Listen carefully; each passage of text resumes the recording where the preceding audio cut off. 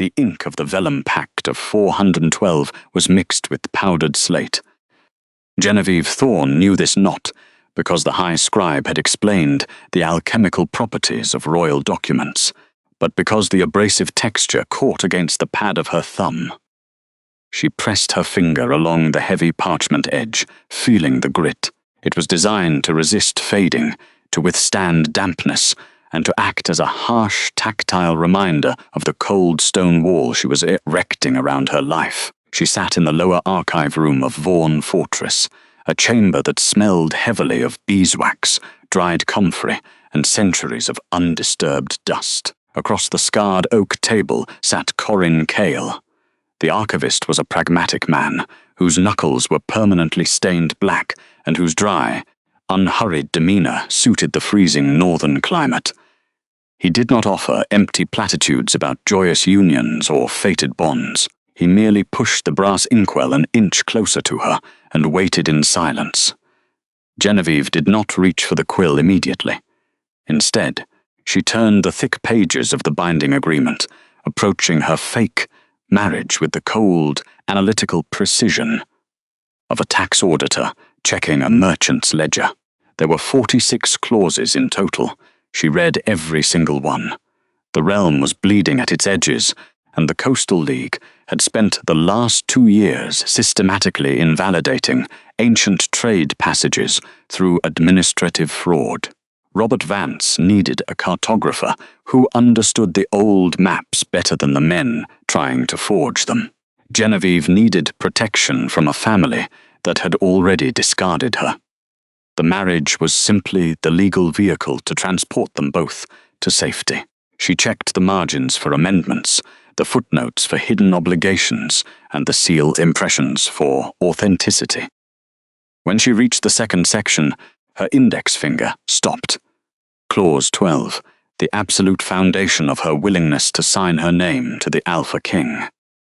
She leaned closer to the candlelight, letting the amber glow illuminate the sharp, angular script.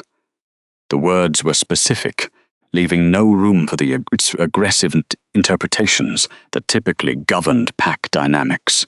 No physical touch shall occur without a written petition submitted 24 hours in advance. The sovereign borders of the individual shall remain inviolate. It was a magnificent piece of administrative architecture. The contract said convenience, it said temporary, it said no emotional entanglements, no personal questions, no crossed boundaries. For a disgraced noble cartographer living in the precarious shadows of a volatile court, it was not a prison sentence. It was a fortress. "The wording holds," Corin murmured, his voice barely louder than the scrape of a dry branch against the window pane. The king himself insisted on the absolute phrasing of the 12th clause. He has no interest in overriding your sovereignty, Lady Genevieve. Not a claim, but a legal boundary. Genevieve let that knowledge settle into her like cold water into stone. Slow, thorough, filling every crack, she picked up the iron-nibbed quill. She did not hesitate, nor did her hand tremble. She dipped the metal into the dark copper ink, tapped the excess against the rim of the well, and signed her name at the bottom of the final page.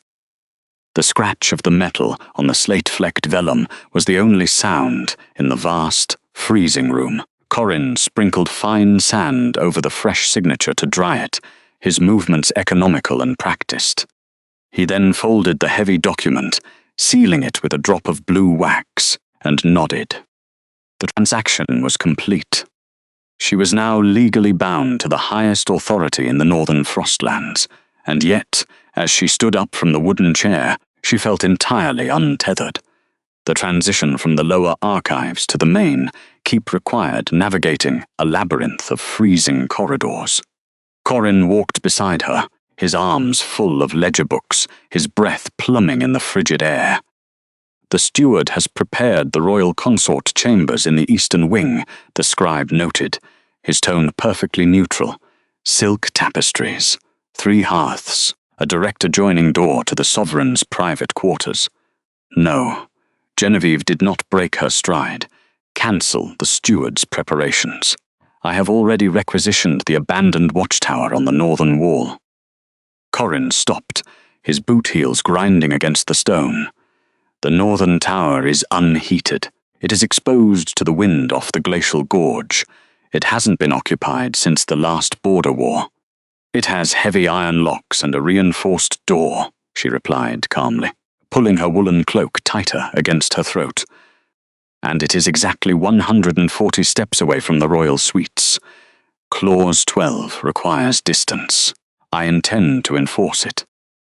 She left him standing in the corridor and made her way to the courtyard, where a lone wooden cart held the entirety of her worldly possessions. There were no chests of velvet gowns or fine jewelry. There was only a single canvas bag of clothing and a massive, unbalanced drafting table crafted from solid ironwood and brass. Two broad-shouldered estate servants approached, reaching for the heavy wooden legs of the table. "Leave it," Genevieve instructed, stepping between the men and the cart. The taller servant frowned, confused by the command.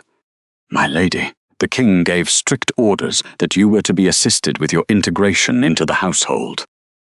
"I am not integrating," she corrected, her voice low and even. "I am relocating. I will manage my own equipment."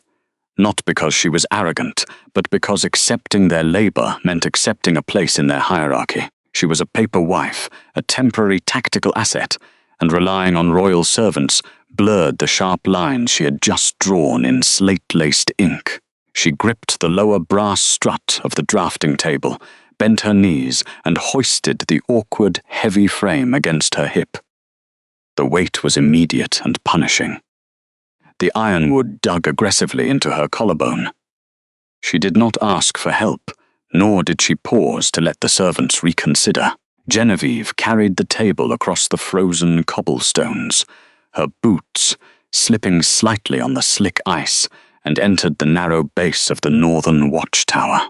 The spiral staircase was a suffocating vertical tunnel of damp stone. The ascent was brutal.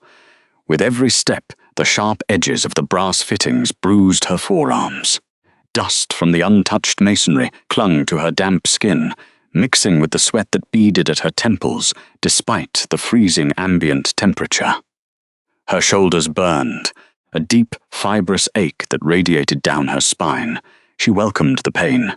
It was concrete, it was measurable, it was infinitely easier to process than the terrifying reality of moving into the stronghold of the most powerful man in the territories. By the time she reached the top landing, her simple grey linen dress was smeared with cobwebs and chalky white stone dust. She kicked the heavy oak door open and dragged the table into the center of the circular room. It landed on the floorboards with a resounding, hollow thud that echoed off the bare frost-rimed walls. The chamber was exactly as she had calculated, bleak, practical, isolated. There was no hearth, only a small, rusted iron brazier sitting empty in the corner. The single narrow window offered a severe, unromantic view of the jagged pine forests and the encroaching snowstorm. The air inside the room was so cold, it smelled of ozone and crushed ice. Genevieve ignored the drop in temperature. She unfastened the leather satchels slung across her back and began to systematically unpack her survival tools. Not daggers or poisons, but heavy brass calipers, a fine-toothed compass, and steel straightedges. She aligned them perfectly parallel to the edge of the ironwood desk. She wiped the back of her wrist across her forehead, leaving a dark smudge of grime against her pale skin. Her knuckles were cracked, her fingers bruised from the climb. She stood in the center of the freezing, desolate room, completely alone, listening to the brutal wind hammer against the reinforced door. For the first time in months, her chest stopped aching. The cold was bitter, but the silence was hers. The dining hall of Vaughan Fortress was an immense cavern of grey stone and heavy oak, designed for intimidation rather than comfort. The first official state dinner of the new union was meant to be a spectacle. The high lords of the northern territories had gathered. their velvet cloaks trimmed in winter wolf fur, their voices echoing off the vaulted ceiling in a low, competitive hum. Genevieve sat at the absolute farthest end of the great table. Between her and the Alpha King stretched 30 feet of polished wood, towering silver candelabras, and rows of heavily spiced meats roasting on iron platters. It was a staggering distance. For a newly mated royal pair, it was practically a scandal. The whispering began before the first course was even cleared. The elite members of the court leaned toward one another, their eyes flicking toward the quiet woman at the foot of the table, searching for signs of rejection or distress.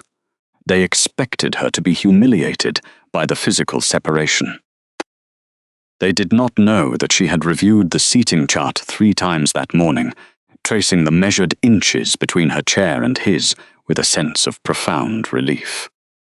Robert Vance sat at the head of the assembly, occupying silence the way other men occupied speech, without apology, without the nervous impulse to fill it. He wore a dark, unadorned tunic of heavy wool, his broad shoulders relaxed. The sovereign did not behave like a traditional alpha, displaying his new prize. He did not command his bride to sit at his right hand, nor did he drape his arm across her chair to project dominance to the room. Instead, he gave her an island of absolute autonomy. The air in the hall carried the scent of roasted venison, pine resin, and the sharp ozone of impending frost. A court noble seated midway down the table. One of Alastair's sycophants raised a silver goblet. He offered a thinly veiled toast to the new arrangement, his voice carrying an edge of mockery regarding the modest bloodline of the cartographer. He expected a reaction. The Lord expected the king to either defend his pride with a roar or laugh along with the insult. Robert did neither. The Alpha King set his own goblet down. The metallic clink rang out over the murmuring crowd, sharp enough to cut the conversation dead. Slowly, the man turned his head toward the far end of the table. He did not lock eyes with Genevieve. He did not subject her to the heavy, possessive stare that the lords expected.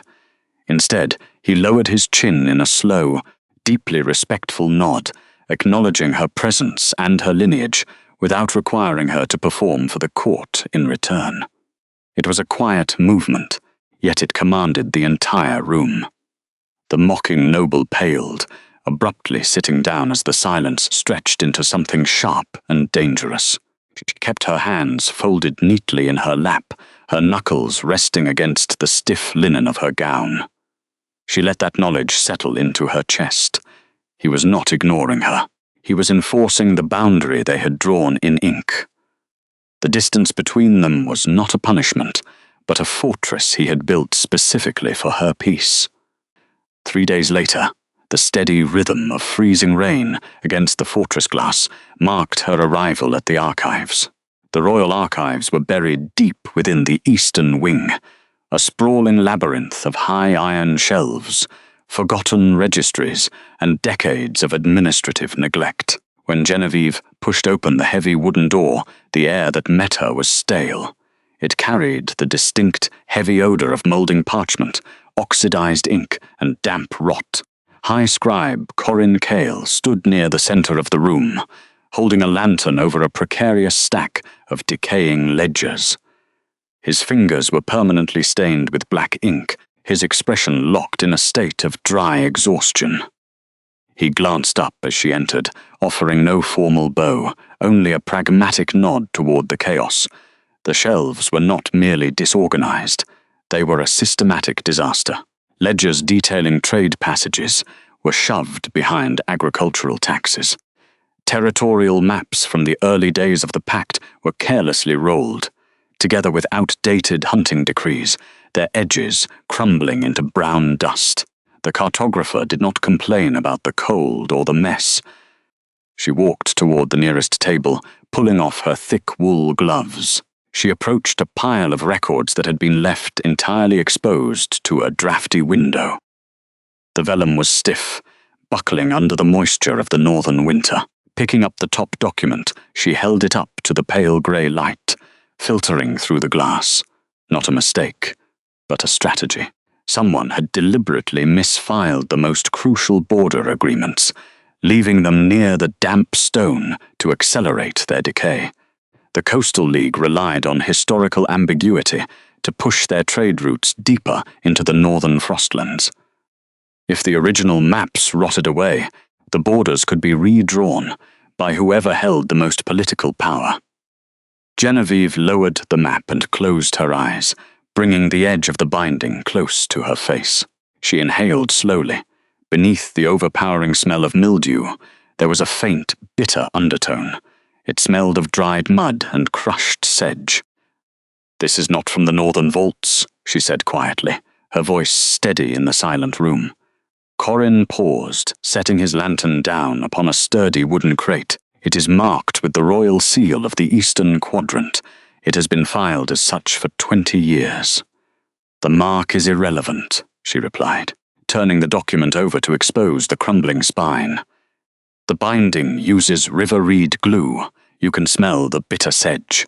The northern and eastern quadrants use pine resin and beeswax to seal their maps because the air here is too dry for aquatic adhesives. River reed glue is only used by the mapmakers in the Coastal League." The High Scribe walked closer, his pragmatic demeanor sharpening into focused attention. He inspected the binding, realizing the implications immediately. Someone from the coast had inserted their own altered maps into the royal archives, disguising them as original northern treaties. Setting the map down flat against the wooden table, the young woman let her fingers trace the false border lines. She had spent her life learning to read the geometry of the world, understanding that true sovereignty was not found in loud speeches, but in the meticulous preservation of truth on parchment. She pulled a clean sheet of drafting paper from her leather satchel, reached for a charcoal pencil, and began the slow, systematic work of proving the fraud. The first sign of destruction did not come as a shout, but as a shift in the draft, slipping beneath the oak door of the northern watchtower. Genevieve paused, her quill hovering above a fresh sheet of drafting parchment. The air creeping into her unheated room carried the sharp scent of burning pitch, entirely distinct from the clean wood smoke of the fortress hearths. It was the heavy, chemical odor of accelerant. She did not waste time calling out to the corridor. Grabbing the heavy woolen shawl she used to endure the midnight chill, the cartographer moved swiftly down the spiral stone steps. The smell thickened as she descended toward the lower levels, turning from a faint anomaly into a suffocating shroud of grey haze. Reaching the corridor leading to the royal map vaults, the silence confirmed her worst calculation. There were no guards stationed at the iron-reinforced doors. The perimeter had been intentionally cleared. Orange light flickered wildly against the damp stone walls. The heavy wooden doors to the archive had been left ajar, allowing oxygen to feed the unnatural flames spreading across the central cataloguing tables. She stepped through the threshold, the heat instantly searing the cold from her cheeks. The fire moved with deliberate precision towards the eastern alcove, the exact location where the foundational territorial agreements with the Coastal League were stored. An ordinary woman might have fled to sound the alarm, waiting for the king's soldiers to douse the flames. A mapmaker understood that once the ink of a century-old border treaty boiled away, the land it protected was legally forfeit. A heavy wooden bucket of standing water rested near the entrance, left by the scribes to clean their inkwells. Genevieve plunged her winter garment into the freezing water until the fabric was saturated. Instead of wrapping the soaked wool around her face to filter the stinging smoke, she wrung it out and moved directly into the stifling heat of the eastern alcove. The primary iron document chest, containing the oldest topographical records of the northern passes, was already blistering under the proximity of the fire. The brass lock was too hot to touch. She threw the wet shawl directly over the metal box, using the thick, soaked fabric as a thermal adabria against the searing temperature. The water hissed, instantly converting to steam, but the leather-bound ledgers inside would remain insulated. Her lungs burned with every shallow breath. The smoke was a blinding grey that bit into her eyes like crushed glass. Gripping the handles of the chest through the steaming wool, she pulled. Designed to require 2 grown men to lift, the iron box was incredibly heavy. The young woman did not try to carry it. She dug the heels of her boots into the uneven stone floor and dragged it backward. The metal scraped a harsh, metallic scream against the flagstones, a deafening sound in the roar of the fire.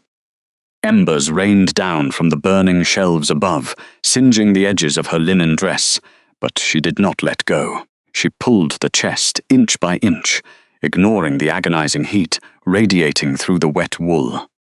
She mapped the geometry of the room entirely by memory, navigating the narrow aisles backward until she finally dragged the chest over the stone threshold and into the slightly clearer air of the corridor. She collapsed beside the heavy box, gasping for oxygen, her hands trembling violently.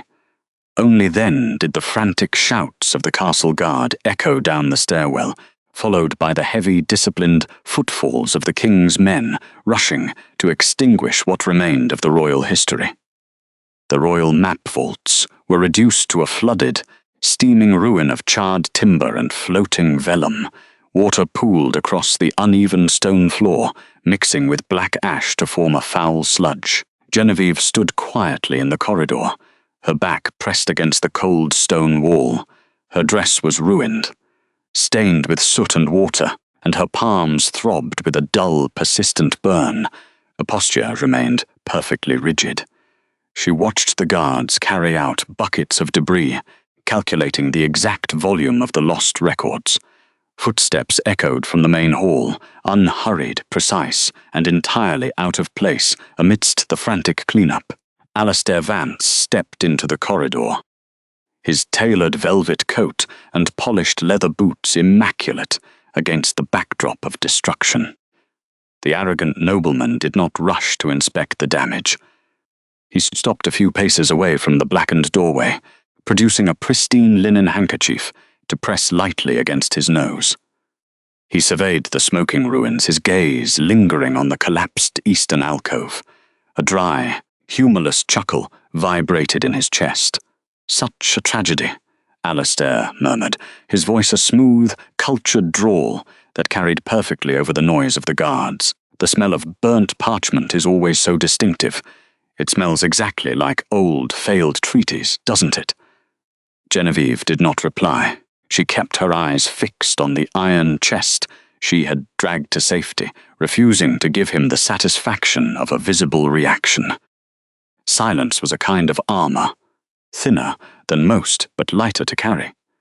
The court noble turned his attention to her, his sharp eyes taking in her soot-stained face, her ruined clothes, and the blistered skin of her hands resting carefully at her sides. He took a deliberate step closer, invading the polite distance expected between a counsellor and the king's wife.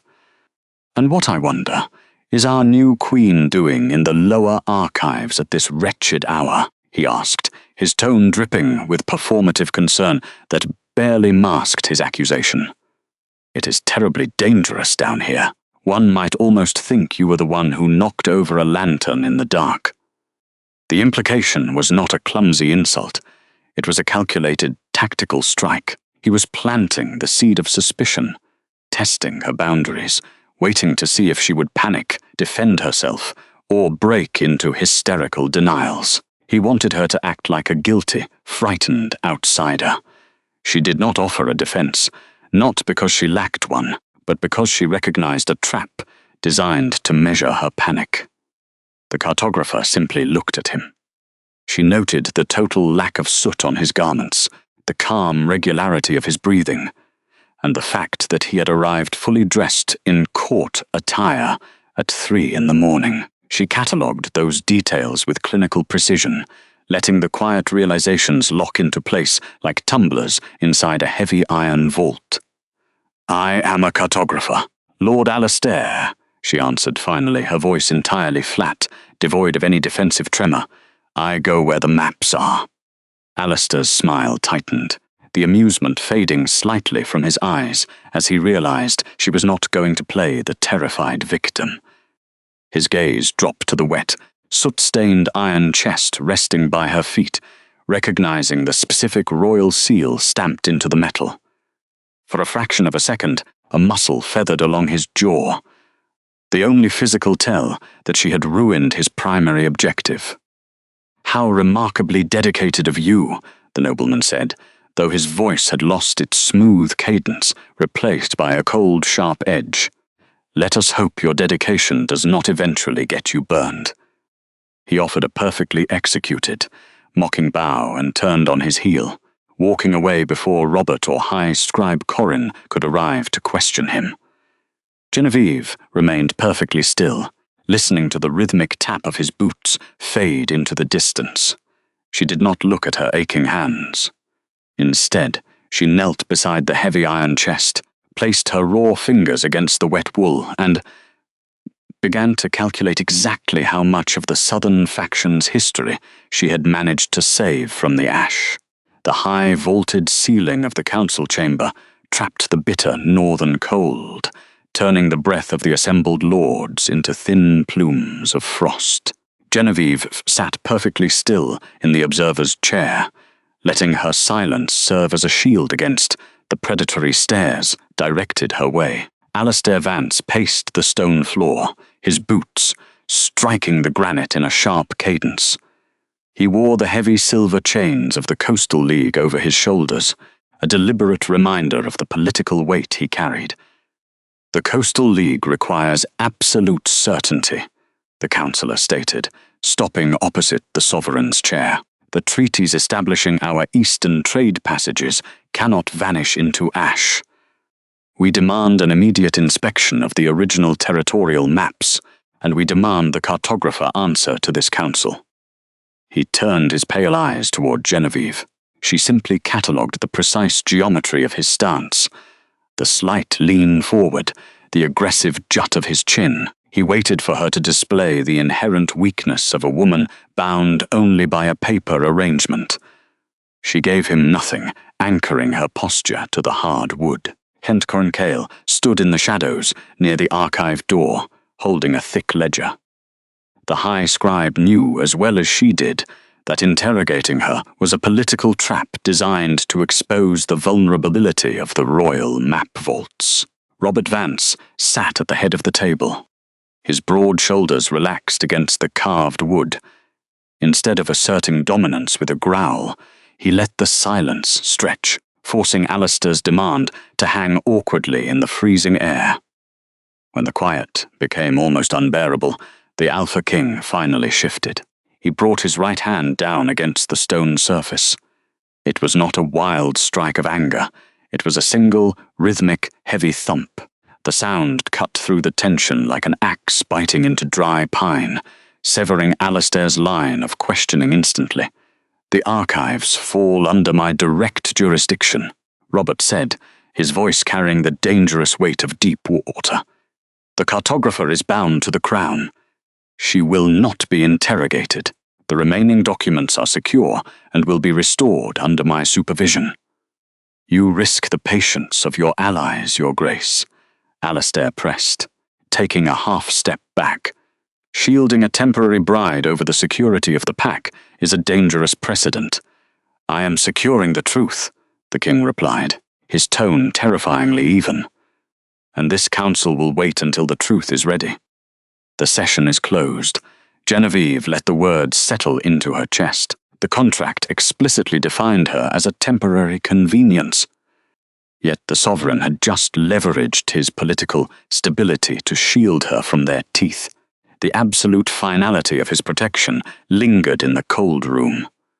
The royal study was located in the deepest, most fortified section of the fortress. As Genevieve crossed the threshold, the immediate shift in temperature struck her. The air smelled of old cedar, dry parchment, and the steady heat of a well-tended hearth. It was a room designed for endurance, insulated entirely from the biting winds outside. 2 guards carried the iron-bound crates containing the charred remnants of the map faults into the center of the room. They set the boxes down upon a massive oak drafting table, bowed sharply, and retreated into the corridor. Robert waited until the heavy oak door swung shut. The Vellum Pact of Fortuanders explicitly dictated the boundaries of their separate quarters, prohibiting private isolation without formal administrative purpose. But the ashes on the table were the foundation of his reign, and the study was the only space he truly controlled. Genevieve tracked his movements as he reached into his coat and produced a massive iron key. The metal was forged in the old style, designed to seal the room against any external threat. He slid the key into the lock. The mechanism turned with a deep, echoing clack that vibrated through the floorboards. Genevieve held her breath, instinctively assessing the distance between herself and the nearest window. Calculating escape routes had kept her alive during years of administrative exile, but Robert did not pocket the key. He withdrew it, took 3 measured steps toward the center of the room, and placed the heavy instrument on a low bookshelf. The shelf was positioned exactly halfway between the door and the drafting table. "The door is locked against the council, not against you," Robert said quietly, his gaze meeting hers with unhurried calm. "You have equal access to the exit at all times. If you wish to leave, you may take the key and go." The quiet calculation of the gesture hit her harder than any grand declaration. He had provided the physical proof of her autonomy and stepped back, respecting her right to choose her own boundaries. "The contract limits our private interactions, Your Grace," Genevieve noted, her hands resting against the edge of the drafting table. "The contract governs a political arrangement," Robert answered, keeping the wide expanse of wood between them. "Right now, I require the expertise of the only cartographer I can trust. The rules of the outer court do not apply in this room. Inside the crates lay the fragile, blackened flakes of history. Restoring them would require the application of chemical fixatives and painstaking transcription under intense magnification. It would require them to spend night after night in this sealed, warm space, separated only by the width of a table. The Vellum Pact of 4112 lay safely sealed in her iron lockbox nearby, but this territorial history required immediate triage. She was separating fused layers of burned parchment, a task requiring absolute precision. The air in the study was bitter, the hearth fire struggling against the heavy draft that bled through the ancient mortar. Genevieve adjusted her grip, tightening her jaw, but the cold settled deeply into her knuckles, turning her joints rigid and agonizingly slow. One wrong angle of the blade, and crucial border evidence would crumble into meaningless ash. The sound of her blade began to change pitch, a fractional stutter, a hesitation in the smooth drag across the page. Her fingers were locking against the bone handle. She paused, setting the scalpel down with a quiet click. She pressed her palms flat against the oak table, her breath pluming white in the freezing air. She had spent enough of her life learning not to cry in front of people who would not understand why. She would not let a simple drop in temperature force a retreat now. From the opposite side of the room, behind a massive ledger desk, Robert Vance had stopped writing. Genevieve did not turn her head. She let her eyes rest on the map, refusing to show physical weakness. Robert occupied silence the way other men occupied speech, without apology, without the nervous impulse to fill it. Then came the heavy scrape of his wooden chair. She heard his measured footsteps against the stone, moving toward the small iron stove beside the hearth. A quiet clinking of glass followed, then the sharp strike of a flint. A moment later, the medicinal scent of crushed pine, dried comfrey, and boiling water bloomed into the stale air. Genevieve kept her focus on the desk, tracking the tall shadow moving against the far wall. The steady rhythm of his movements offered a strange, grounding counterpoint to the roaring blizzard outside. His boots grew louder, stopping just short of her drafting table. Genevieve stiffened slightly, recalling the exact text of the Vellum Pact of 412. Clause 12 dictated her absolute physical sovereignty, no uninvited touch, no forced proximity. Robert did not ask for her hand. Instead, he reached into her field of vision, holding a thick fold of dark linen, steaming with intense herbal heat. With deliberate slowness, he set the hot compress down on the wood, exactly 3 inches away from her frozen right hand. "The vellum is brittle," Robert said, his voice a steady, unhurried rumble. "If your grip is compromised, the blade will catch." He did not wait for gratitude. He simply turned and walked back to his ledger desk, his heavy winter cloak sweeping silently over the stone floor. Genevieve looked at the steaming linen. She felt a sharp tightness in her throat, not from surprise, but from the sudden realization that he had been monitoring her physical state for hours without once making her feel observed. Words would have disrupted the careful, silent equilibrium they had built. Slowly, she uncurled her stiff fingers and wrapped her hands around the hot linen. The heat seeped through the fabric, melting the ice lodged deep in her joints. The scent of pine and comfrey rose in the air. It was a purely practical gesture of support, offered without the heavy price of her autonomy. An hour later, the uppermost layer of the ruined treaty had been safely stabilized beneath clear glass. Genevieve sat back, rubbing the deep tension from her neck. Across the room, Robert closed his ledger. He stood carrying a small wooden box made of polished cedar. He walked the length of the study and stopped at a respectful distance, setting the box down on the empty corner of her desk. "The Coastal League will not stop at a simple act of arson," Robert stated, his tone resting on the cold logistics of administrative fact. "When the High Council convenes, Alastair will turn the Inquisition toward you. You hold no formal standing beyond a paper contract. They will attempt to physically remove you from the archives under the guise of a security investigation." Genevieve knew the brutal logistics of Northern Pact law. A marriage contract of convenience did not grant physical immunity from a hostile tribunal's guards. Robert flicked the small brass latch. The lid popped open. Resting on a bed of dark velvet was a silver inlaid collar. It was forged of cold iron and traced with intricate silver filigree.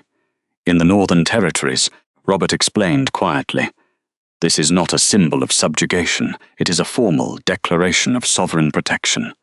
By pact law, anyone who lays a hand upon the wearer without their express consent is committing an act of high treason against the crown." He stepped back, giving her space. He did not order her to put it on. Genevieve reached out and lifted the heavy metal.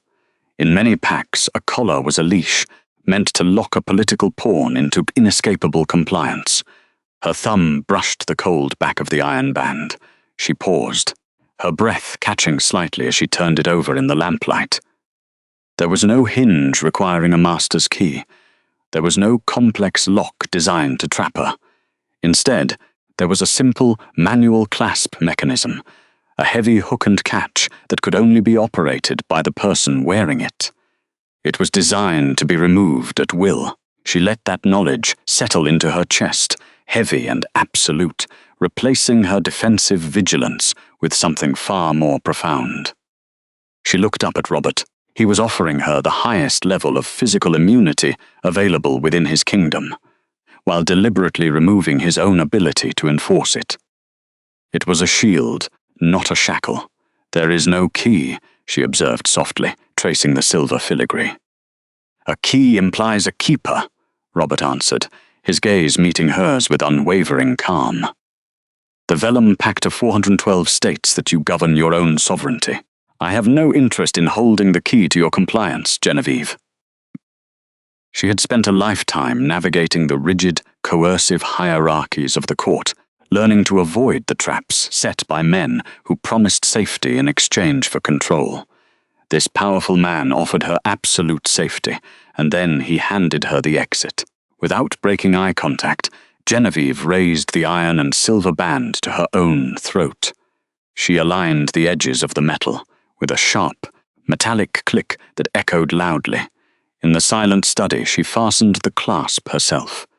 The metal was heavy and undeniably present against her collarbone, but as the warmth of her skin began to heat it, it did not feel like a weight. It felt like an armor she had chosen to wear, a quiet declaration of her own sovereignty. Robert gave a single, respectful nod. He did not step closer to inspect the fit, nor did he offer any grand declarations. Instead, he simply turned and walked back to his ledger desk, leaving her to the sanctuary of her work. Genevieve picked up the bone-handled scalpel once more. Her fingers, still carrying the heat of the herbal linen, were steady. The bitter northern wind continued to howl against the reinforced glass, but inside the study, the silence held no threat.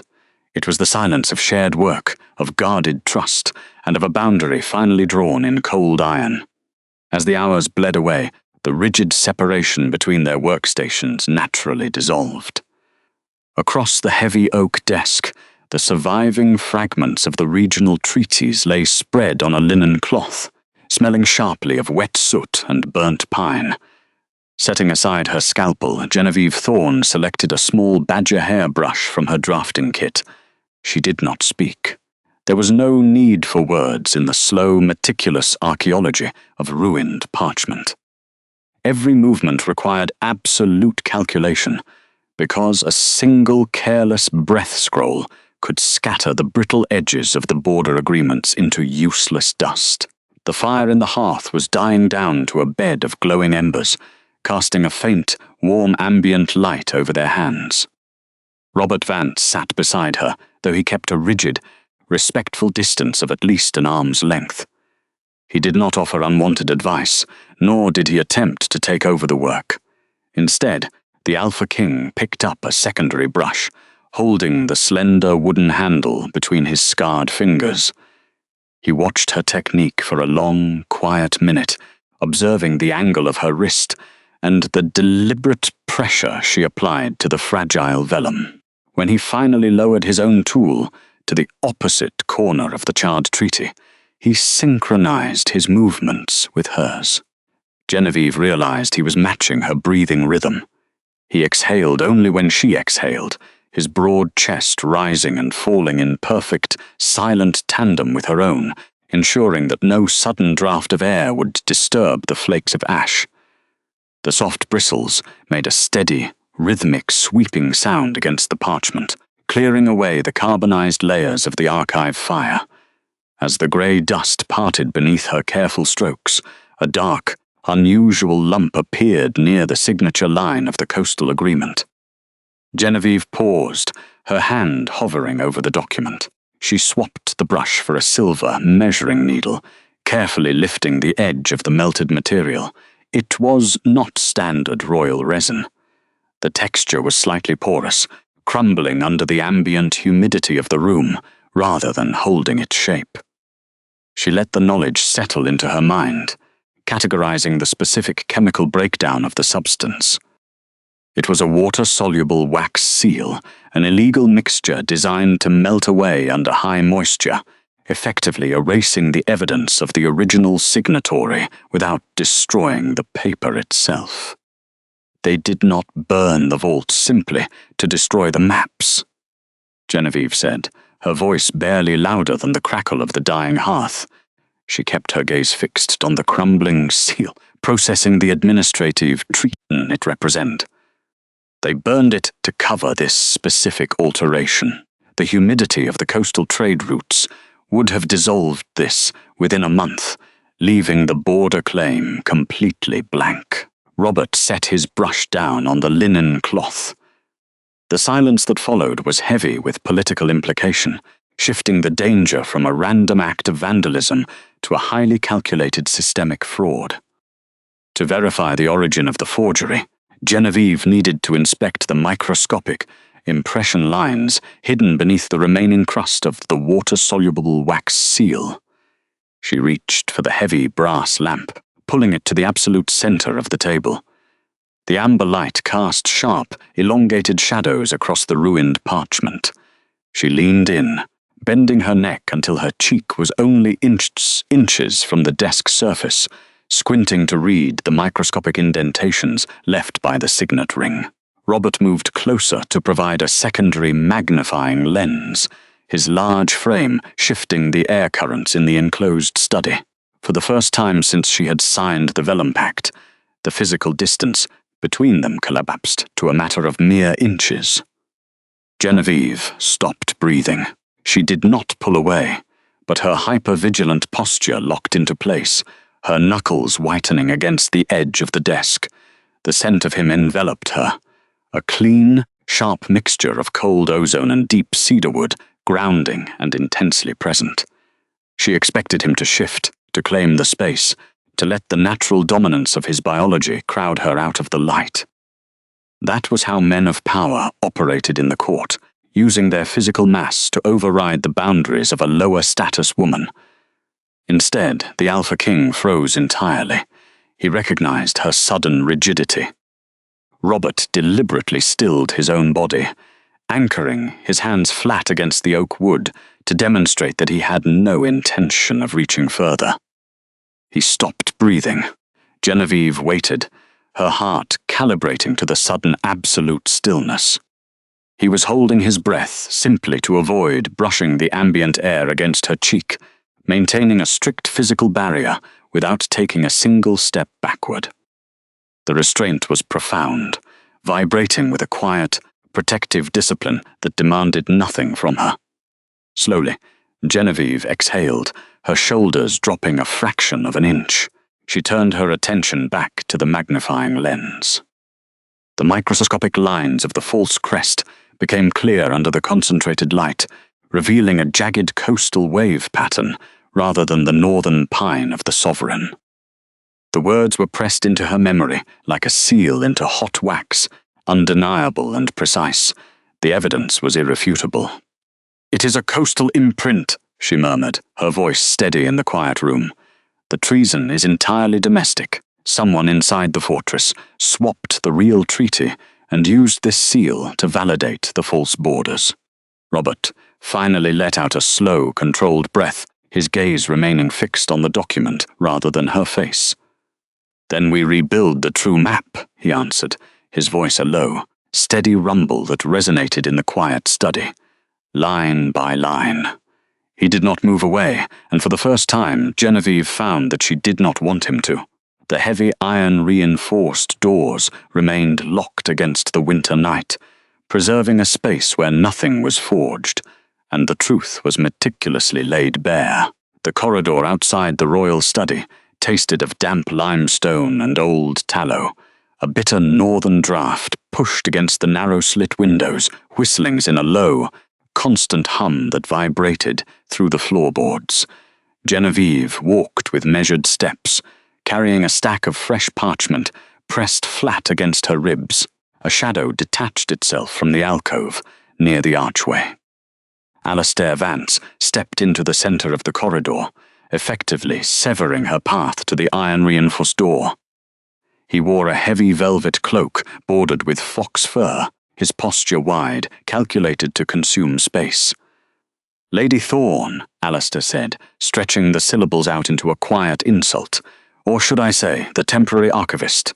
The council is beginning to wonder if you are drawing maps or simply drawing out your inevitable eviction." Genevieve stopped. She did not take a step backward. Instead, she let the silence stretch, calculating the exact distance between the toe of his polished boot and the hem of her woolen skirt. 3 feet. He leaned slightly forward. "Where are the territorial treaties? If my cousin is hiding ash and ruin behind that door, you will hang right beside him for treason." She looked at the brass buttons on his coat, rather than meeting his eyes. Slowly, she raised her left hand, her fingers brushing the edge of the silver-inlaid collar resting against her throat.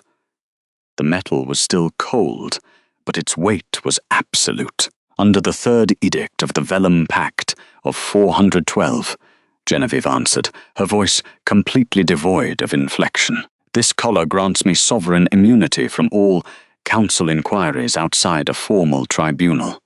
I answer to the crown. I do not answer to the gallery. Alastair's jaw tightened. He stepped closer, attempting to use his sheer physical bulk to force her to retreat. Not because she was intimidated, but because she understood the geometry of power, Genevieve held her ground. Reacting to a threat only validated the authority of the one making it. The ambient noise in the corridor suddenly ceased. Robert stood 10 yards away at the intersection of the main hall. He did not growl. He simply occupied the space with absolute stillness. The heavy, dark wool of his coat absorbed the dim candlelight, making him look like a pillar of cold iron. "Alastair," Robert said, his voice low and carrying effortlessly over the stone. "Is there an administrative dispute occurring in my hallway?" The aggressive tension rolling off the nobleman snapped. Alastair straightened hastily, adjusting his collar. "Just offering my regards to your wife, Your Majesty. Ensuring she is not lost in these drafty corridors." "She knows exactly where she is," Robert replied. He simply waited. Alastair offered a stiff bow and turned on his heel, his boots striking the stone with unnecessary force as he retreated into the shadows. Robert remained completely still until the footsteps faded. Only then did he turn toward the study, pulling a heavy brass key from his pocket. He unlocked the thick oak door and held it open, keeping his eyes on the floor to leave a wide berth for her to pass. The iron lock engaged with a hollow, definitive echo that reverberated through the royal study. Inside, the air was drastically different. The scent of burning pine resin and the lingering medicinal bitterness of dried comfrey replaced the damp rot of the corridor. Genevieve walked to the drafting table, carefully setting her fresh vellum down next to the fragile, charred remnants of the treasury maps. She expected the king to move behind his massive mahogany desk, to assume the elevated position of authority he held in the council chambers. Instead, Robert walked toward the hearth and sank down onto the thick woven rug. He stretched his long legs out over the stones and leaned his back heavily against the bottom tier of the towering oak bookshelf. The posture stripped him of his royal height, forcing him to look up at her from the floor. It was a deliberate surrender of physical advantage, a visual assurance that he posed no threat. He rested his wrists on his knees. The firelight caught the faint, silvered scars crossing his knuckles. "Alastair relies on noise," Robert said quietly. He watched the flames rather than her face. He believes that if he consumes enough oxygen in a room, people will mistake him for a fire. Genevieve stood by the edge of the desk. "He believes the treaties are destroyed." He was testing my reaction to see if I would confirm his suspicion, and you cited a jurisdictional clause to a man trying to physically intimidate you, Robert replied. A faint, dry exhalation escaped him. "You used a piece of paper as a shield."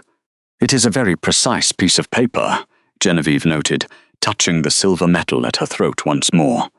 Robert turned his head, finally meeting her gaze. The amber light softened the harsh angles of his jaw, highlighting a deep exhaustion beneath his eyes. My former pack brothers used to corner people like that, long before I took the crown. They equated leadership with volume, with how much fear they could extract from a room simply by standing too close. He shifted his shoulders against the heavy ledger books behind him. They betrayed the previous sovereign. Robert continued, his voice dropping to a steady cadence. They burned the old meeting hall to the ground. I had to execute 3 men I grew up with to restore order. The council thinks my restraint now is a strategy to maintain a civilized court. Genevieve watched the slow, even rise and fall of his chest. Is it not? Not entirely. Robert looked down at his own scarred hands. Everyone assumes an alpha's wolf craves dominance. They assume it wants to conquer. But after the rebellion, my wolf stopped seeking conflict. He lifted his eyes, the pale grey irises unblinking.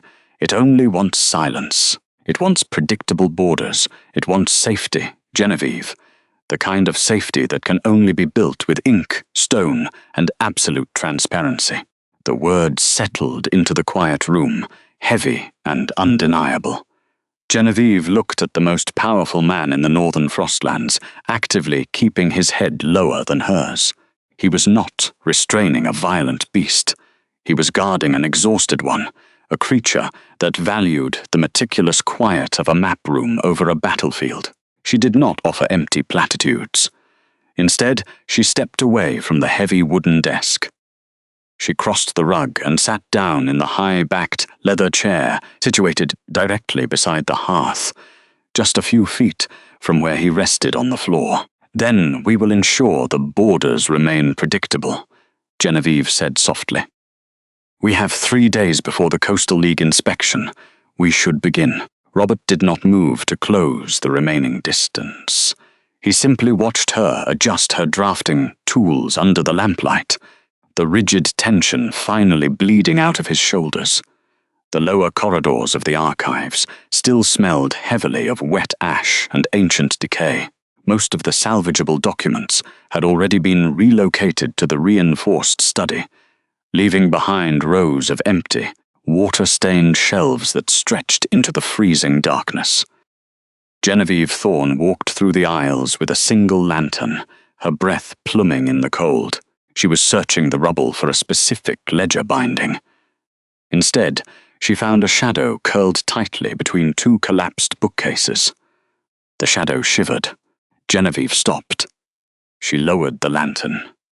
The yellow light caught the edge of a small, soot-stained boot, then a trembling knee draped in ruined winter wool. It was Toby Vance.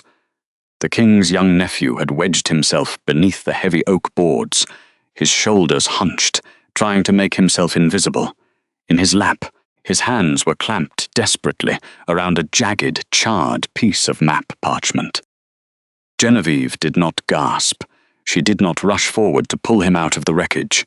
She understood the instinct to hide in cold, forgotten spaces when the rest of the world felt too loud and too dangerous.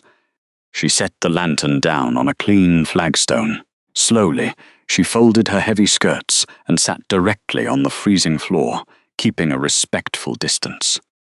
She did not ask what he was doing in the dark. She simply took a piece of dry linen from her apron pocket and laid it across her knee. "The soot in this room is particularly stubborn," Genevieve said, her voice quiet and conversational, directed at the linen rather than the terrified boy. "It mixes with the dampness of the stone and turns to grease. It ruins the hands if you do not know how to remove it." Toby did not move, but his dark, hyper-vigilant eyes darted toward her. His face was streaked with black ash, his knuckles scraped and raw from digging through the debris. "When I first began drafting maps, I could not keep the ink off my fingers," she continued, reaching into her leather satchel.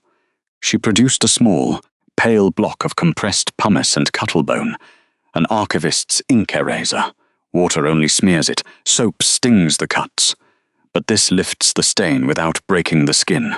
She held the block out in her open palm, not moving closer. She let the silence stretch. The cold draft whistled faintly through the broken upper windows, stirring the loose ash on the floor. After a long minute, Toby uncurled his legs. He shifted out of the shadows, creeping toward her. When he was close enough, he hesitated, then slowly extended one trembling, soot-stained hand. Genevieve did not grab his wrist. She simply tilted her palm so the block slid into his waiting fingers. But his grip was too weak. The block tumbled onto the linen on her lap. "May I?" she asked quietly. Toby swallowed hard. He gave a tiny, almost imperceptible nod. Genevieve took the block. She poured a few drops of clean water from her flask onto the linen, dampening the edge.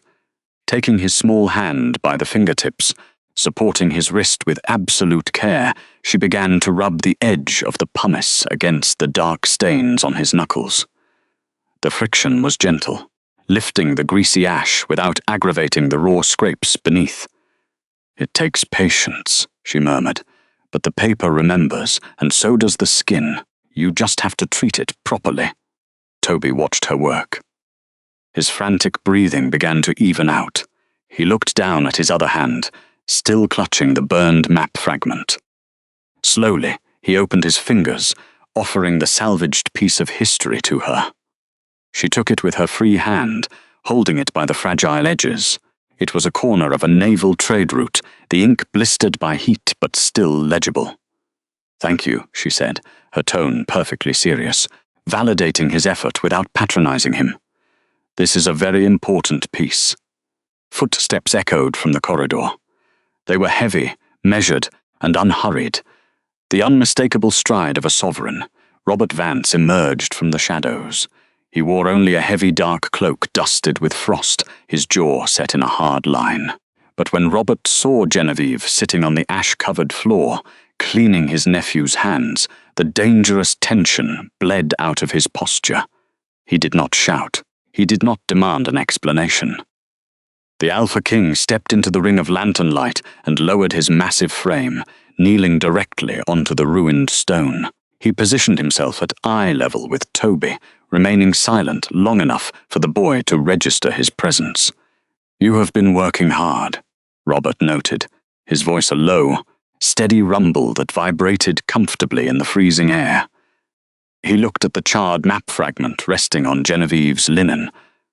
"That is a brave thing to recover," Toby sniffled, looking up at his uncle. The boy's hypervigilance softened under the weight of that calm, anchoring tone. Robert did not rush to fill the silence. He simply waited, offering safety rather than demanding compliance. "I saw him," Toby whispered. The sound was barely louder than the wind rattling the broken window panes. Genevieve's hand stilled on the cuttlebone block. She did not speak, letting Robert guide the moment. "Who did you see, Toby?" Robert asked. His tone did not spike. He did not lean forward or invade the boy's space. Before the fire, Toby continued, his voice trembling slightly. He looked at the ash on the floor. "I was hiding. I like the quiet down here. A man came in. He had a glass bottle. It smelled like the lamps." Genevieve felt a cold spike of clarity, oil. The arsonist had not just dropped a torch. The destruction had been methodical, calculated to ensure the most sensitive territorial agreements were incinerated first. "Did you see his face?" Robert asked softly. Toby shook his head. It was too dark. He wore a hood, but his cloak fell open when he poured the bottle. He had a heavy metal badge on his belt, the one with the cracked shell. Genevieve's breath caught. She exchanged a swift, sharp glance with the king. The cracked shell was not just a generic nobleman's crest. It was the specific, localized insignia of the rival coalition's inner circle, and the personal seal of Alistair Vance. "A cracked shell," Robert repeated smoothly, showing absolutely no outward reaction to the massive political treason his nephew had just uncovered. He did not curse, nor did he let his anger bleed into the space between them. "You have a very good memory, Toby. You have done the crown a great service tonight." The boy's shoulders dropped, a heavy burden lifting from his frame. He leaned forward, closing the distance, and pressed his face into the thick fur of Robert's cloak. The king wrapped one large hand around the back of Toby's head, holding him secure against the cold. "We have what we need," Robert said quietly, looking over the boy's head to meet Genevieve's eyes. His gaze was dark, resolute, and entirely devoid of panic. The conspiracy now had a face, a seal, and a timeline. Genevieve nodded, carefully wrapping the charred map fragment in her dry linen. The written pact had specified convenience. It dictated a temporary alliance, no emotional entanglements, and no crossed boundaries. But as they sat in the freezing ruins, shielding a traumatized child and holding the key to a traitor's downfall, the lines of their arrangement had begun to blur. They were building a fortress out of the ashes, and it was entirely real. The grandfather clock in the corner of the royal study ticked with the heavy, measured rhythm of falling stones. Dawn was exactly 4 hours away. The Coastal League's delegation would demand their formal inspection of the territorial borders by sunrise, expecting to find the archives in ashes and their fraudulent land claims uncontested. Genevieve sat at the center of the great oak desk, her posture perfectly straight, a heavy magnifying lens gripped in her right hand. The air in the reinforced room smelled of melting beeswax, old soot, and the sharp medicinal tang of distilled water. To her left lay the pristine copy of the Coastal League's treaty recently supplied by Alistair. To her right lay the brittle, charred fragments she and Toby had salvaged from the fire. The discrepancy was quiet, but absolute. Genevieve traced the edge of the southern peninsula on Alistair's copy with the uninked tip of a heavy brass compass.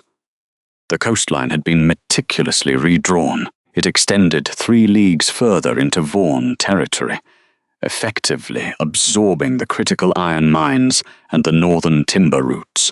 The forgery was a masterpiece of administrative sabotage.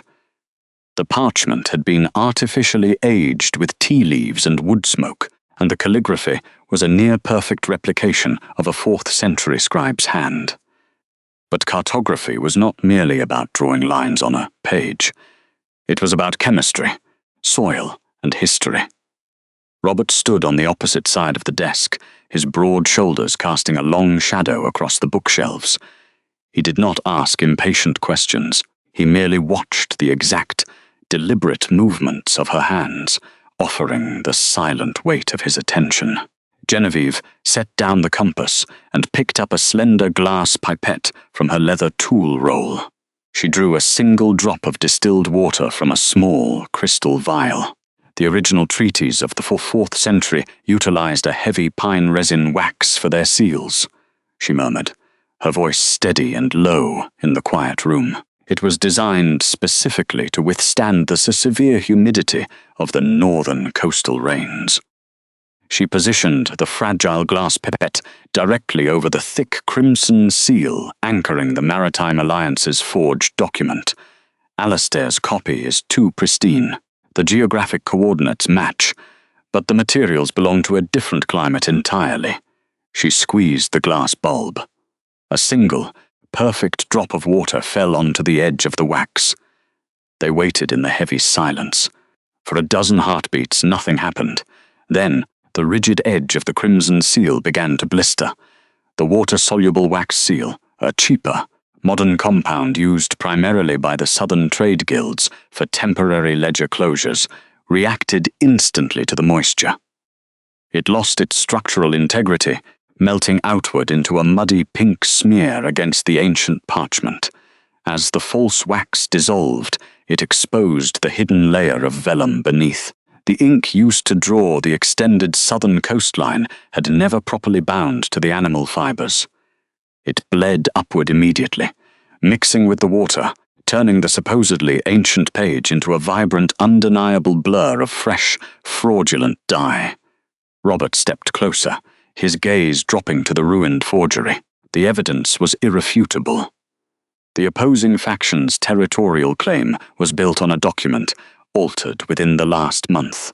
Genevieve carefully wiped the tip of the pipette with a clean linen cloth, her expression neutral. She did not smile in triumph. She simply reached for a blank sheet of heavy, unblemished vellum and laid it flat across the center of the scarred oak desk. "Now," she said, pulling a block of pure slate ink toward her, "we reconstruct the true borders." The remaining hours of the night dissolved into a rhythm of absolute, synchronized labor. The heavy iron-reinforced doors of the study remained firmly locked, shutting out the biting winter draught and the creeping treason of the fortress corridors. For the first time since arriving in the north, Genevieve realized she had stopped listening for footsteps in the hall. She did not check the shadows in the corners of the room. The political malice of the court could not penetrate this stone sanctuary. Her freezing watchtower room felt like a distant memory compared to the steady, enduring warmth of the hearth behind Robert's desk. They worked without speaking. The silence between them was no longer the cold, calculated distance mandated by the strict clauses of the Vellum Pact. It was a functional, living thing built on mutual competence and undeniable trust.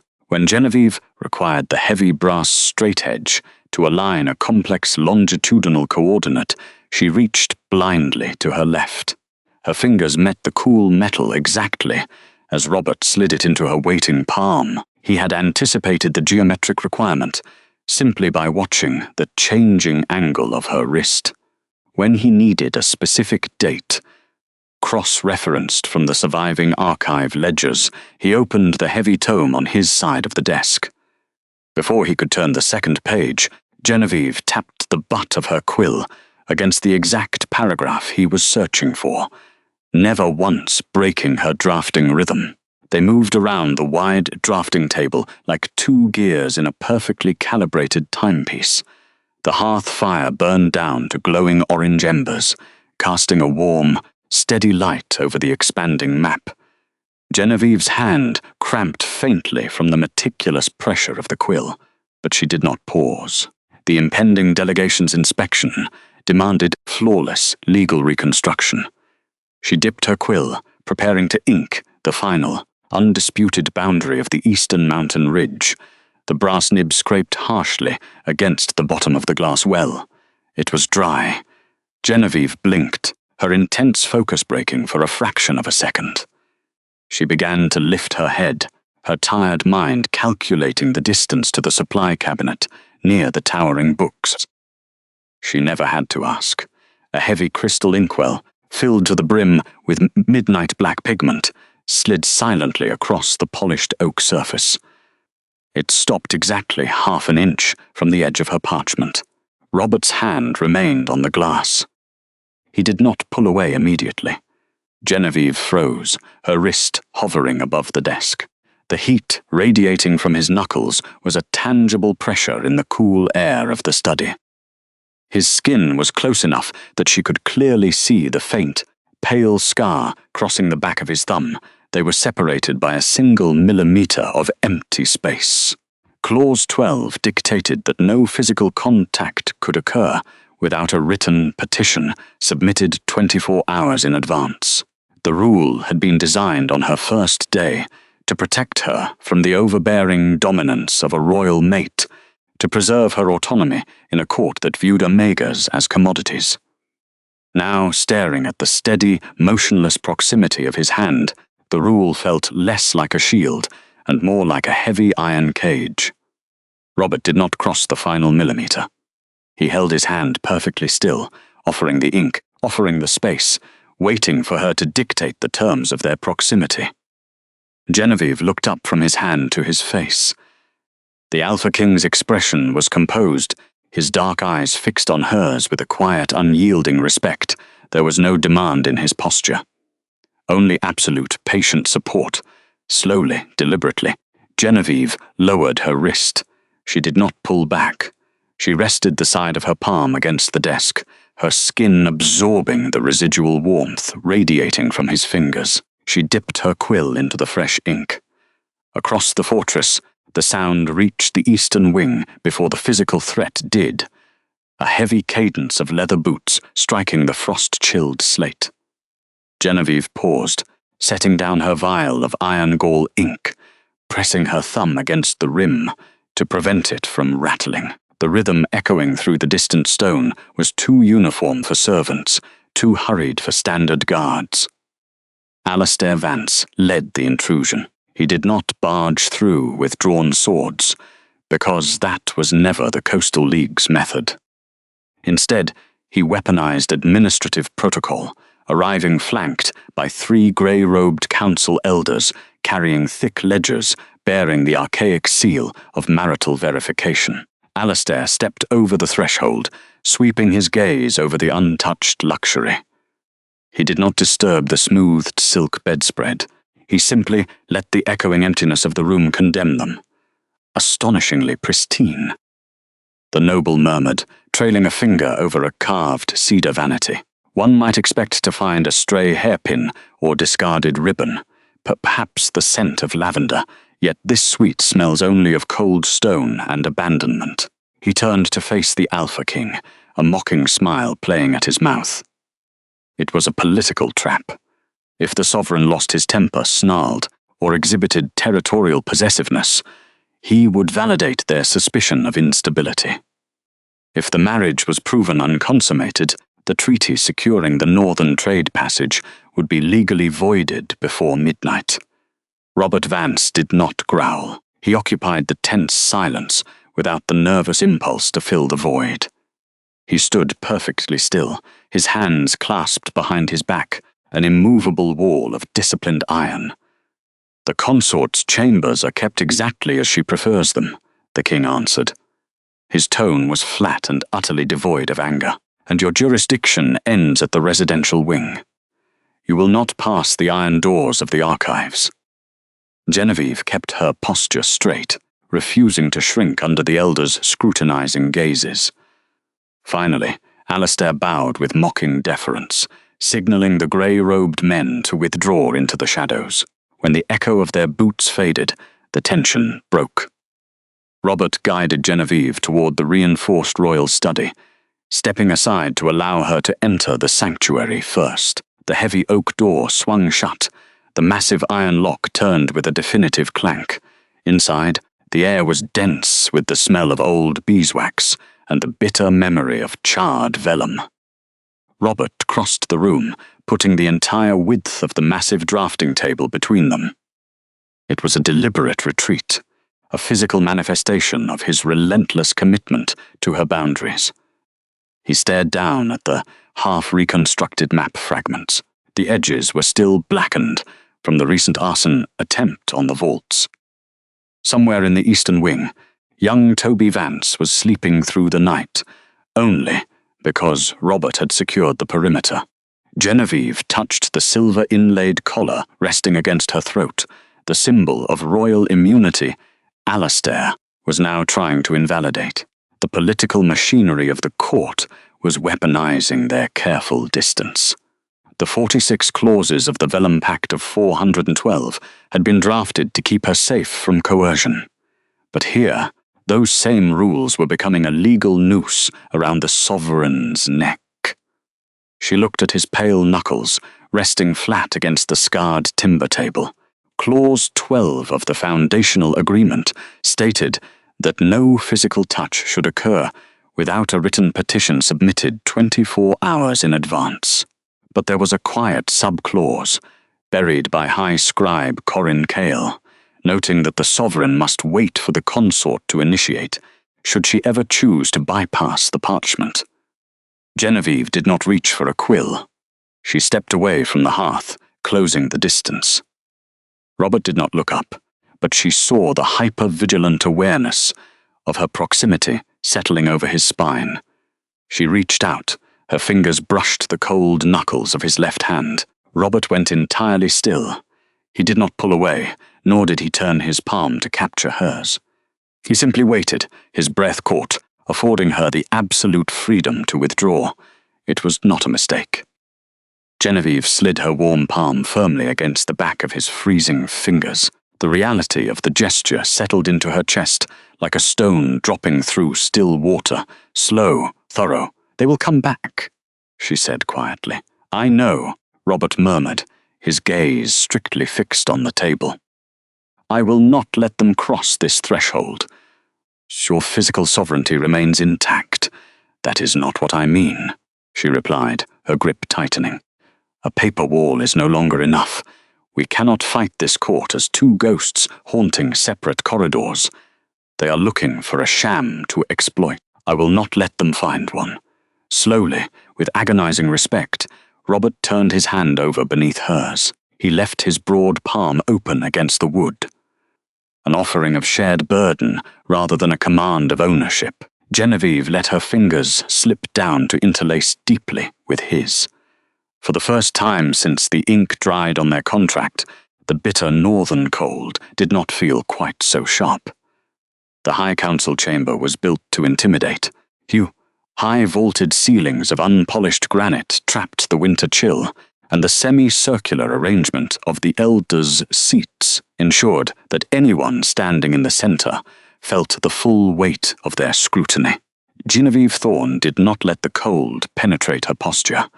She stood by the massive ironwood table, her fingers resting lightly on the leather binding of the reconstructed ledger. Beside her, High Scribe Corin Cale waited with his characteristic dry expression, his ink-stained hands holding a simple ceramic bowl filled with cold water. Across the room, Alistair Vance lounged in his heavy fur-lined chair, projecting an air of bored confidence. He wore the Coastal League's preferred colours, deep navy and silver, an intentional slight against the northern grey of the fortress. He watched Genevieve with the smug indulgence of a man who believed power came solely from fangs and birthright, entirely dismissing the threat of a woman armed with parchment. Genevieve opened the ledger. The sound of heavy vellum turning echoed in the dead silent hall, sharp and definitive. She did not raise her voice, but the acoustic geometry of the room carried her precise tone to every corner. She laid out the charred map fragments, pieced together with meticulous, grueling care over the past week, revealing the original borders of the trade passages. The restored lines clearly showed the Coastal League's systematic encroachment upon the northern territories, a deliberate erasure of ancestral claims. Alistair sneered, his boots scraping the stone floor as he leaned forward to interrupt. He dismissed her claims as the desperate fabrications of a temporary paper wife, loudly demanding that the council look at his pristine copy of the treaty.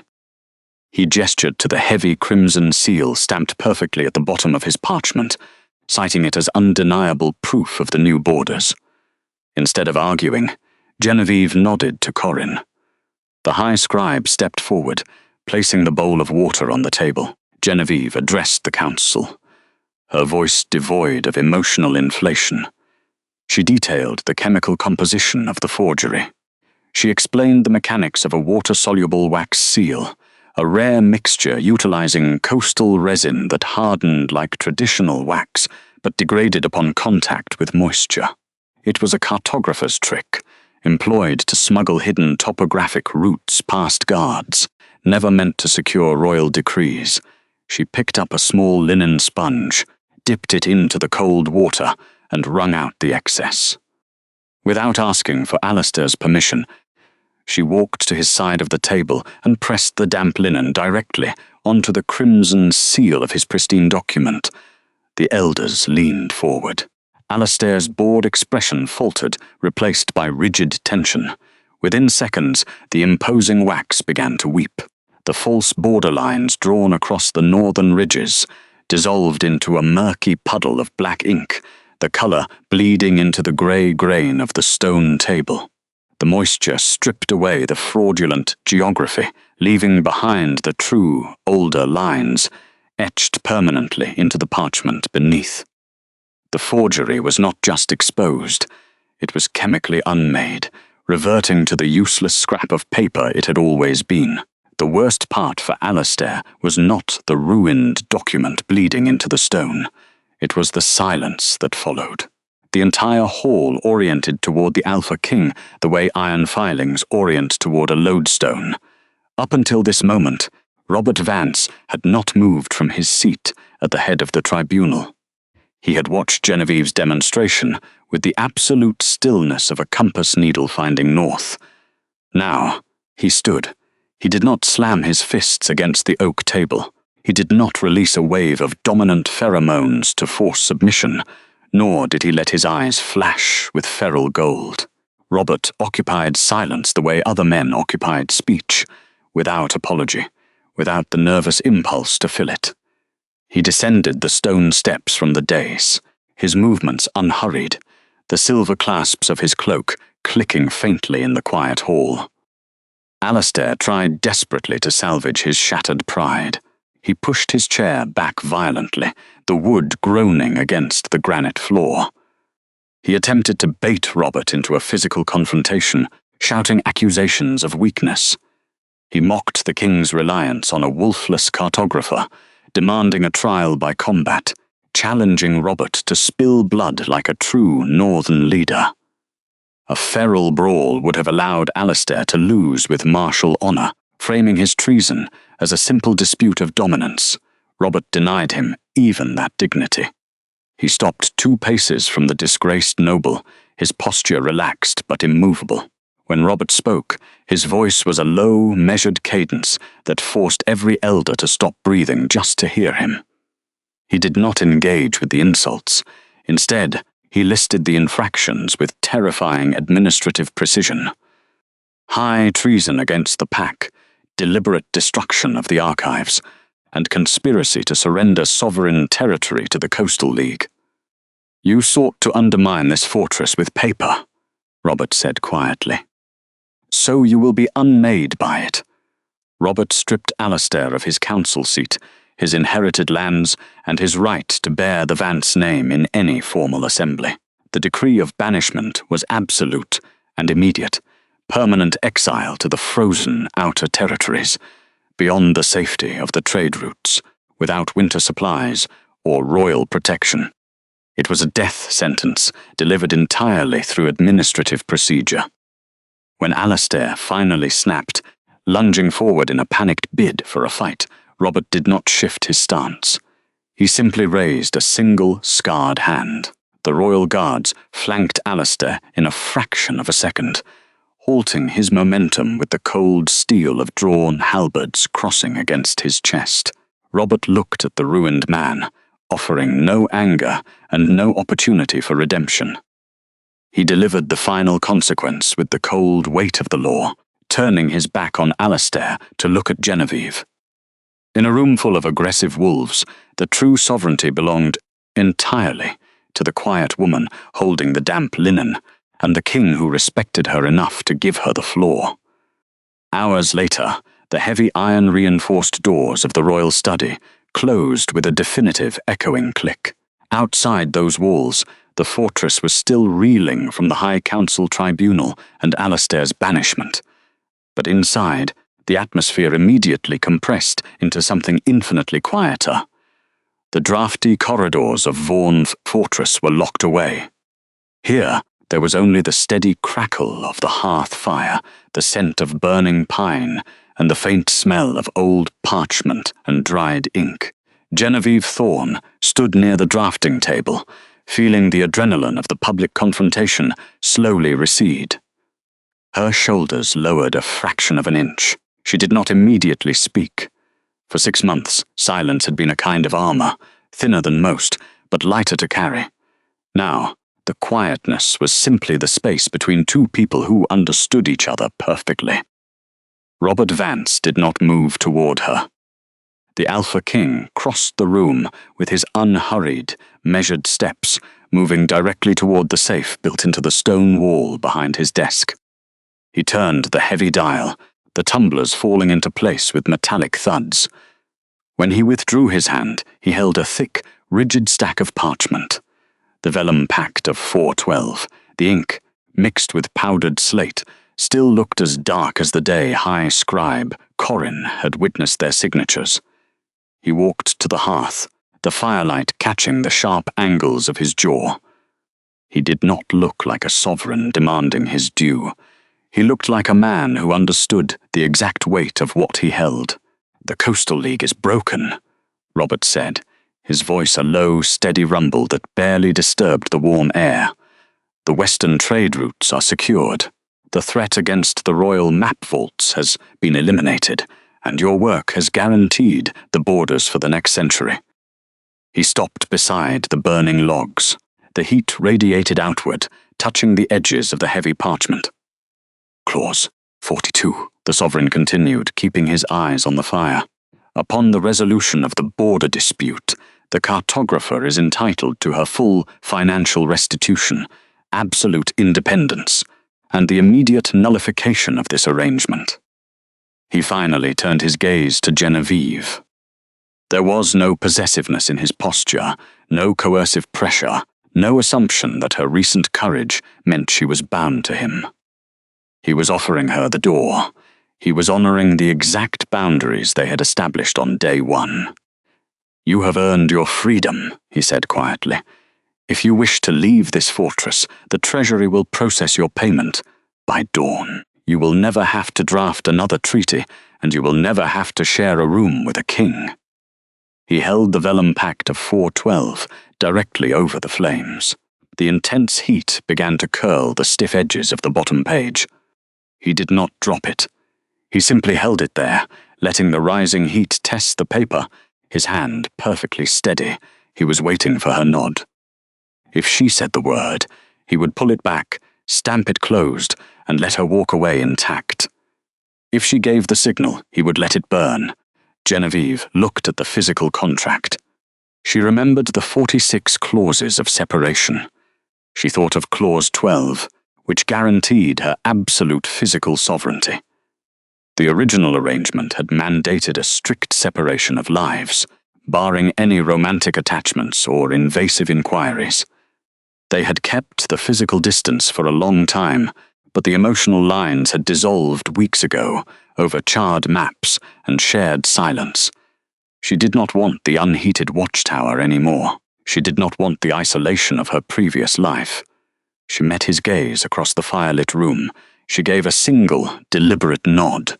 Robert released his grip. The document fell into the heart of the embers. The powdered slate ink hissed as it caught fire, the thick parchment blackening, curling in on itself and disintegrating into fragile grey ash. The paper union was gone. Only the reality remained. The smell of burning slate faded into the chimney draught, replaced by the grounding scent of cedarwood and hot tea.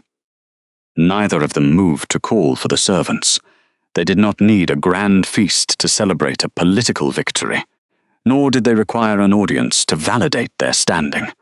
A simple tray of warm bread, roasted root vegetables, and salted venison had been left on the side table hours before the tribunal. It was entirely sufficient. Genevieve walked over to the tray and poured 2 cups of dark, bitter tea. She carried them to the low table, positioned directly in front of the hearth. The stones of the floor were warm here, heated by the proximity to the fire.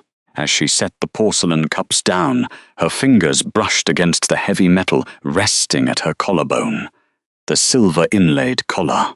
Robert had given it to her to signify royal immunity, a physical barrier that told the court she was untouchable. It had served its purpose perfectly against Alastessa and the hostile council. But in this room, behind a locked door, with the man who had deliberately placed his own status on the line to shield her, the armor felt suddenly unnecessary. She reached up to the nape of her neck. Her fingers found the intricate silver clasp. She did not hesitate, nor did she ask for assistance. With a sharp, metallic click, the clasp gave way.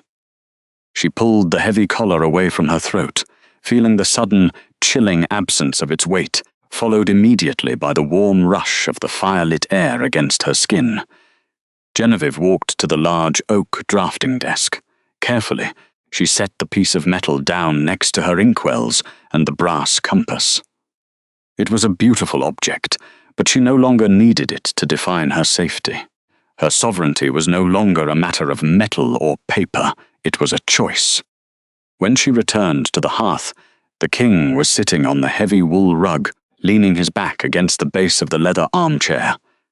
He watched her every movement with that same quiet, absolute attention. Not the gazes of a predator tracking prey, but the steady observation of a man who valued every decision she made. She did not sit in the chair opposite him. Instead, the cartographer lowered herself onto the rug, settling close enough that the rough fabric of her wool skirt brushed against the dark linen of his trousers. The physical proximity was not commanded. It was not dictated by a treaty, nor was it the desperate frenzy of a fated bond. It was a calibrated, conscious decision to close the distance. Robert's hand shifted on the rug, his long fingers resting just inches from hers. He did not close the gap immediately. He allowed the quiet to hold them, giving her the space to retreat if she wished. Genevieve turned her hand over and rested her palm against his. His fingers slowly curled around hers, his grip warm, calloused, and deeply secure. A slow breath escaped his chest, the tension of a lifetime of hypervigilance finally bleeding out of his shoulders. Outside the fortress walls, The brutal northern wind howled against the stone, driving snow over the frozen trade routes and burying the remnants of the Coastal League. But inside the reinforced study, the fire burned bright and steady. Tomorrow she would unroll new maps. Tomorrow she would redraw the borders of the kingdom, not as a temporary contractor, but as an equal partner holding half the sovereign weight of the northern frostlands. Tonight, however, there was only the warmth of the hearth, the scent of cedar, and the quiet safety of a door locked from the inside.